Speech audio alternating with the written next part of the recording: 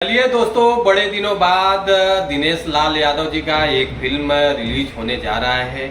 आज हम इसी फिल्म के बारे में आप लोगों से बात करने वाले हैं इस वीडियो में, तो वीडियो को लास्ट तक देखते रहें। और जो लोग भोजपुरी बुढ़ांगामा चैनल को अभी तक सब्सक्राइब नहीं किए हैं वो लोग सब्सक्राइब कर लीजिए। चलिए वीडियो को शुरू करते हैं। आज हम जिस फिल्म के बारे में आप लोगों से बात कर रहे हैं, फाइनली ये फिल्म रिलीज होने जा रहा है हम सबके बीच में। ये कब रिलीज होगा, कौन सा तारीख है और उसके बाद कौन सा चैनल पे। फिल्म का नाम है सहयोग। निर्माता है अभय सिन्हा जी हैं, निर्देशक अनंजय रघुराज जी हैं और संवाद अरविंद तिवारी जी हैं। और ये फिल्म रिलीज हो रहा है कैप्टन वाच हिट्स चैनल के माध्यम से ये फिल्म देखने को मिलेगा। और ये फिल्म रिलीज हो रहा है 14 मई बुधवार सुबह 7 बजे ये फिल्म रिलीज हो जाएगा।